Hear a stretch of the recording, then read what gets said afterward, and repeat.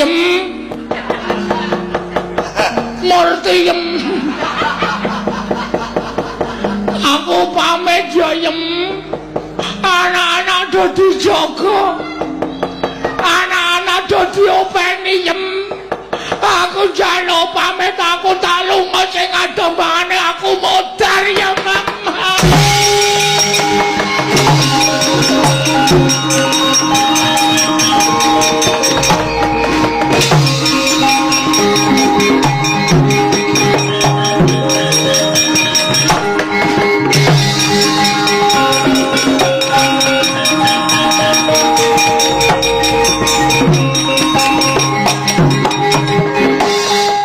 Ndara Janaka kene ngoyak wong banter raja majama. Aku mesti kecekel iki mbok mlayu kaya ngapa? Ndara Werkudara nek wis matek aji Bandung Bandawasa mungkal bener Rara Jonggrang. Melumpat mesti ngribani sirahku modar. Alah wis kok kaya ngene to uripku. Keloro-loro. Kelunta-lunta temenan. Lah ngandel ora wis arep tekan kene. Kena ora tak gawe serana wis ora bakal ampung perkarane sing ora mlayu sing ada muga-muga Ndara Janaka liwat kene wis ben kejeglong ya ben kurang ajar wong ora salah kok Adipati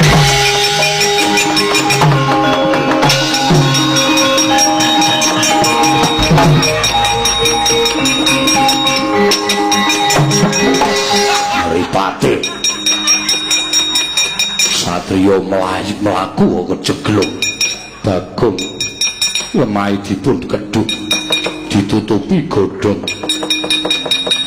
piyambakipun pados gesang supados kula mboten saged ngoyak dhateng Bagong wah edan oyahe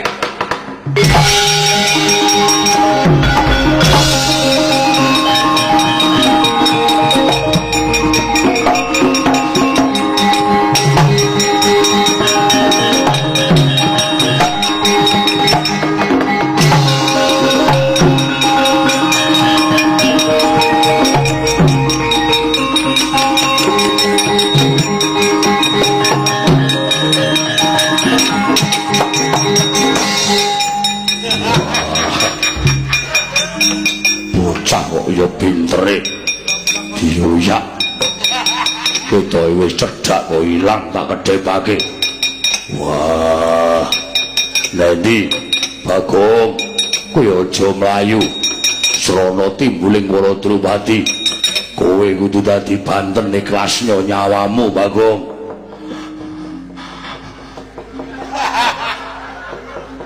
wah koyo ana wong ambekan megap-megap wah Bagong ojo ndelik Bagong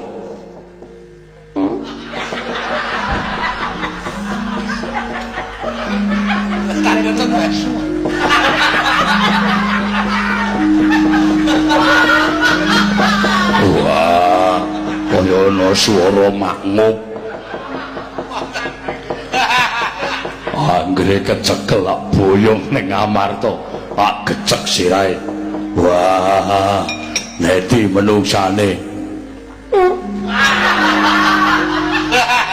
wah kaya leng kene wah Bagong aduh mati aku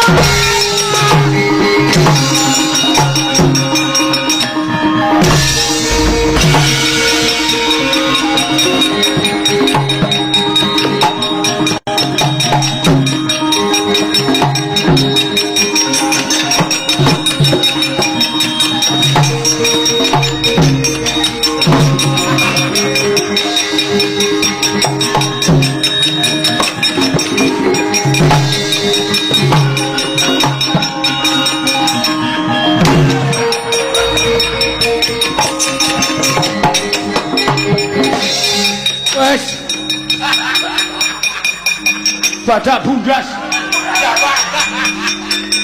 nan tak lakoni dalam piye munggah gunung aku melorot sing sepisanan sukses sing kedua kok sing tiba kok ndasku wah wis ngrekoso tenan iki piye wis. Ndara Werkudara ketok ya wis kentekan akal. Wis ora ngoyak aku nang nganti aku engko ngetok petungul. Kono Ndara Janaka Bagong ije urip sifat jemparing ratas gulumu. Modal. Piye to iki nasib iki? Wah, jan. Aduh.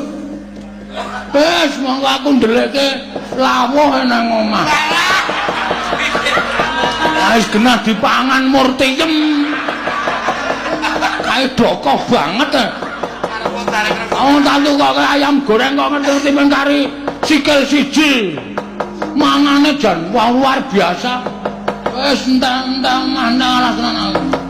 Wis tinimbangane urip ketoyong-toyong mati ah. Golek dalaning pati aku. Ngelampu. Apa jenenge? Apa to jeneng? Wis luwih becik ngalu. Ngelalu ndeng kok ngalu. Ngalu wae aku. Golek dalaning pati. Dewa. Dewa. Dipun wengakaken lawanging kasuwargan Jawata. Kula ingkang ngabdi Tapon Bagong badhe pados mergi ning Pejang. Kula arep golek dalaning pati. Pun boten wonten gunanipun kula urip ana kalajang Dewa. Sampeyan krungu boten Dewa budhek kabeh. Manggul tenan aku ngarep kae kaya ana sumur. Nyemplung sumur kowe.